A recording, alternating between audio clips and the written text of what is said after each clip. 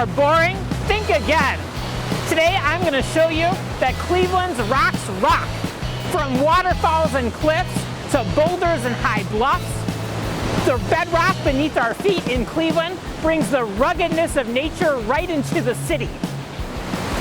We're going to go on a journey down layer by layer, back in time, to explore each of the rock layers in Cleveland. As we do, we'll get a glimpse of ancient history in Cleveland while admiring some of the most spectacular places to visit. Before we get started on our journey back in time, be sure to like and subscribe to my channel so you never miss your dose of nature in the city. Are we ready to rock?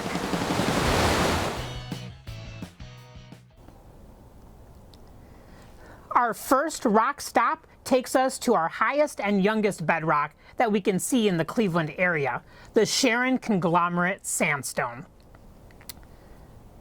We're about 30 minutes from downtown Cleveland, here at Cleveland Metro Park's Hinckley Reservation, Warden's Ledges. The unique rock formations of the Sharon Sandstone attract thousands of visitors each year in admiration. If you look closely, you'll notice something. There's small little white pebbles embedded in the rock. That's quartz. And what that tells us is that one time where we're standing now, 320 million years ago, this area was covered by a system of streams and rivers that carried gravel and pebbles like the quartz and deposited them down. At the same time, there was a tropical shallow ocean that swept over these streams, forming a delta. Over the years, a mix of sand, gravel, and mud from coal swamps hardened to become the beautiful and unique Sharon Conglomerate Sandstone.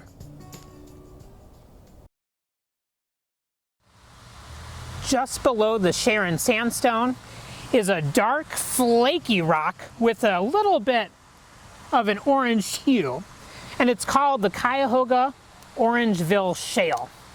We'll talk a lot more about shale later on.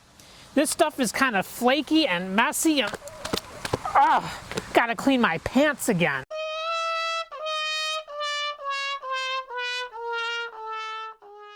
Moving down the line is one of my favorite layers of local bedrock, Berea Sandstone. And this stuff is solid. Berea Sandstone was heavily quarried in the 19th and 20th centuries in Cleveland to lay the foundations for buildings, for construction of sidewalks, and so much more. And I'm standing here at one of the many old quarry sites that's scattered around the Cleveland area. Any guess what Berea Sandstone is made from? I'll let you think about it for a minute.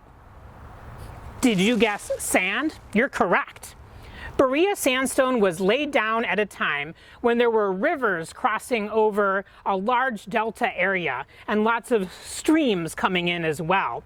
And a lot of sand was deposited over the eons. That sand eventually hardened into bedrock, and we're left with these beautiful rock cliffs and overhangs of Berea Sandstone that scatter the Cleveland metro area today.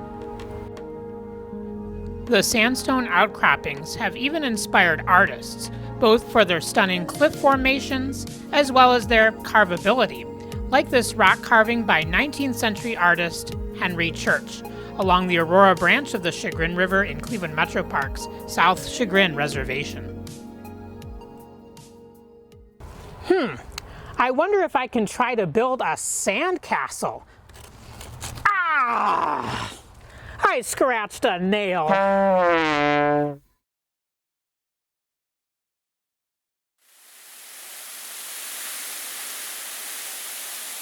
In some places, just below the Berea Sandstone, is the rare and more prized Euclid Bluestone, whose light blue-gray rocks were used as fine building materials for gravestones, monuments, and so much more. Beneath the Berea Sandstone and Euclid Bluestone is Bedford Shale.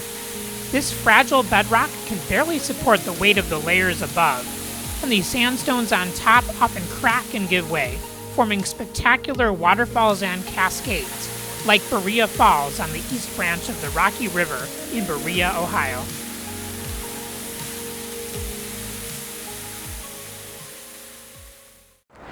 Our next layer down is the so tactfully named Cleveland Shale.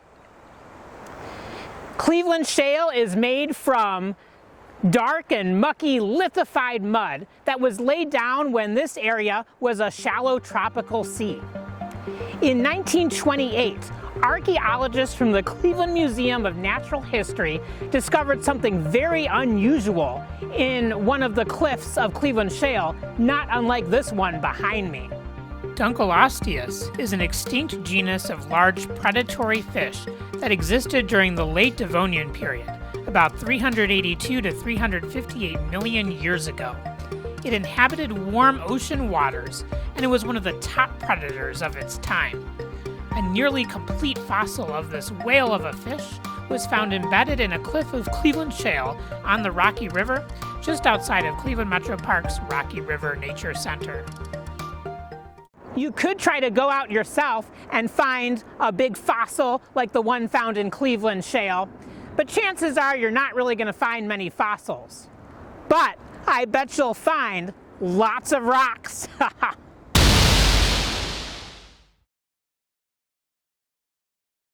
Our oldest and lowest bedrock that we can see at the surface in the greater Cleveland area makes me feel a little bit down.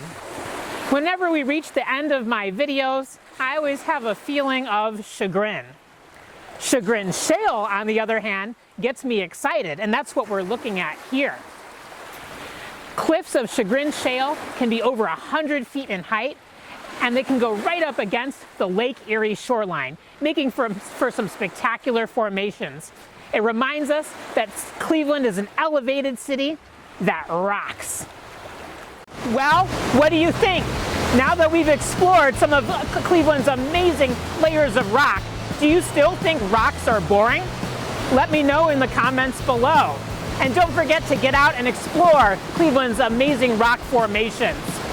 Thank you for joining me today. My name's Alex, and I'm your CLE Urban Naturalist.